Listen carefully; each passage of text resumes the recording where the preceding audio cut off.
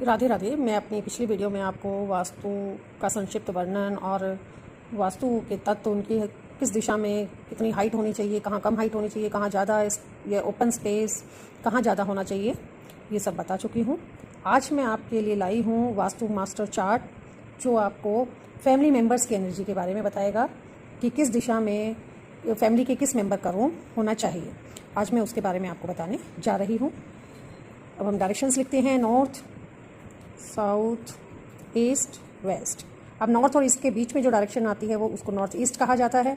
South और east के centre में जो है वो साउथ ईस्ट है, और साउथ एंड वेस्ट के सेंटर में साउथ वेस्ट, और नॉर्थ एंड नॉर्थ वेस्ट के सेंटर में नॉर्थ वेस्ट। ये हमने सभी मेन जो इस डायरेक्शंस हैं, 8 डायरेक्शंस हैं, ये हमने एक चार्ट बनाया है 9 ब्लॉक्स के साथ, जिसमें हमें सभी पता है ये बीच में ब्रह्म स्थान है। नॉर्थ से ईस्ट तक का एरिया है वाटर एलिमेंट कहलाता है, ईस्ट से साउथ तक का एरिया है फायर एलिमेंट है, और फिर साउथ से वेस्ट तक का एरिया है ये अर्थ एलिमेंट है, और वेस्ट से नॉर्थ तक का एरिया है ये एयर एलिमेंट है, और सेंटर में हमारा जो है वो स्काई एलिमेंट है। ये मैं लास्ट अपनी वीडियोज़ में आपको बता चुकी हूँ। अब हम देखते हैं कि किस डायरेक्शन में किसका रूम होना चाहिए। स्टार्ट करते हैं हम नॉर्थ डायरेक्शन में। नॉर्थ डायरेक्शन में जो रूम होता है वो घर के मेल का, बॉय है आपके घर में, बड़ा बच्चा है, उसका ये रूम रखा जा सकता है। नॉर्थ ईस्ट में जो रूम है वो है किड्स का, आप रख सकते हैं। छोटे बच्चों का ये रूम हो सकता है, या किड्स कोई भी हो, मेल या फीमेल, लेकिन मेल किड है तो ज़्यादा बेटर है।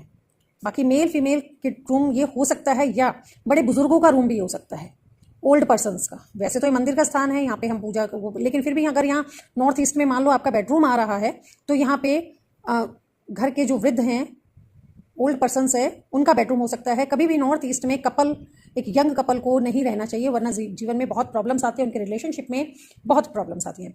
ईस्ट जो डायरेक्शन है, ईस्ट डायरेक्शन में, क्योंकि ये जो डायरेक्शन है पुत्र की डायरेक्शन होती है, तो यहाँ पे मेल किड का रूम होना चाहिए। अब छोटा बच्चा है, ज़्यादा छोटे हैं, तो मेल फीमेल कोई भी हो सकता है, ठीक है, किड्स का रूम होना चाहिए। उसके बाद आ जाइए आप साउथ ईस्ट। साउथ ईस्ट में फीमेल, ये डायरेक्शन जो है फीमेल डायरेक्शन मानी जाती है। घर की जो सबसे बड़ी फीमेल है वो यहाँ रह सकती हैं, या आपके मिड एज का कोई सन है तो मिड एज का सन बेटा है आपका मिड एज में, तो वो यहाँ पे रह सकता है।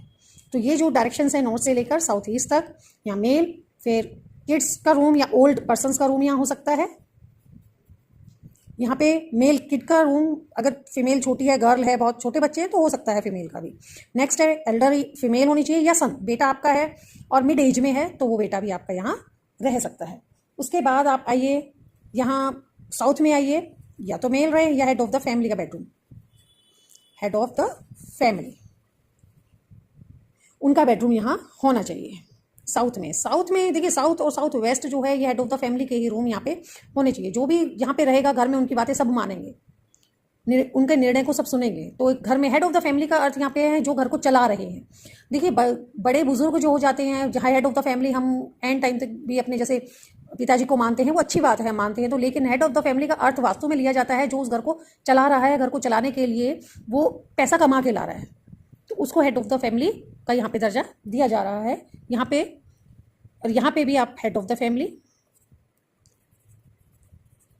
यहाँ पे हेड ऑफ द फैमिली का ही बेडरूम होना चाहिए। अब ये 2 डायरेक्शन से साउथ और साउथ वेस्ट। अब वेस्ट में आएंगे, यहाँ पे यंगर फीमेल, बेटी है आपकी,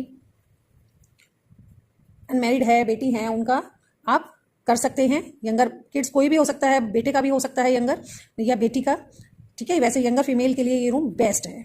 उसके साथ साथ ये भी यंगर फीमेल, यहाँ पे भी यंगर फीमेल का आपका रूम होना चाहिए। अब नॉर्थ वेस्ट में, अगर मान लो आपकी बेटी शादी के लायक है, बच्चे बड़े हैं, शादी नहीं हो रही है, तो ये एक रेमेडी भी है कि उनको नॉर्थ वेस्ट में उनका बेडरूम बना दीजिएगा, उनकी शादी जल्दी। वायु वेव कौन है, और बेटियां जो है वो भाई एक एज के बाद घर छोड़ के उनको जाना ही होता है, तो बेटियों की डायरेक्शन मानी जाती है west and north west directions.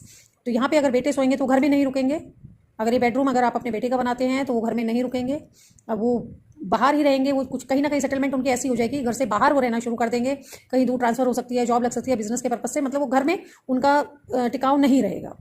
तो ये मैंने आपको बताया है। और जो सेंटर है, सेंटर भी हेड ऑफ द फैमिली के लिए, वैसे सेंटर में बेडरूम नहीं होता, लेकिन फिर भी आपका कोई बेडरूम सेंटर में आ रहा है, हेड ऑफ द फैमिली का ही ये बेडरूम माना जाएगा। तो इस तरह से ये किस डायरेक्शन में किसको रहना चाहिए, किसका रूम बन सकता है, तो ये सब मैंने आपको आज बताया है। ये एनर्जी देखिए, सबकी फैमिली मेम्बर्स की सबकी अपनी एनर्जी होती है, तो ये फैमिली मेम्बर्स की एनर्जी, उनकी वो अपनी एनर्जी का सही प्रयोग करें, उसके लिए ही वास्तु हमें बहुत सहायता करता है। अगर उनका बेडरूम सही दिशा में है तो इससे हमें बहुत हेल्प मिलती है।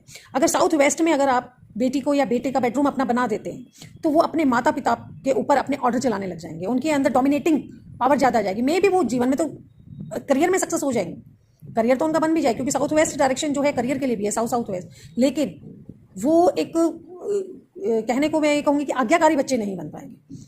तो इसीलिए हर एक डायरेक्शन की अपनी एक एनर्जी होती है। एक समय के बाद जब मान लो आप बुजुर्ग हो जाते हो, कुछ टाइम बाद जब बच्चे पूरी तरह से घर को संभालने लग जाते हैं, बेटा बहू, तो उनका रूम ये साउथ वेस्ट में बन सकता है। बट एकदम से बच्चे जब छोटे हैं, उनको अगर आपने साउथ वेस्ट में सुलाया तो धीरे धीरे बच्चे जो हैं वो डोमिनेटिंग नेचर के हो जाएंगे और फिर वो वहाँ से परेशानियाँ शुरू हो जाती हैं। तो आपको ये जो वास्तु मास्टर चार्ट है आपको कैसा लगा, कमेंट में बताइएगा। अगर आपको ये वीडियो पसंद आई है तो प्लीज़ मेरे चैनल को सब्सक्राइब करें।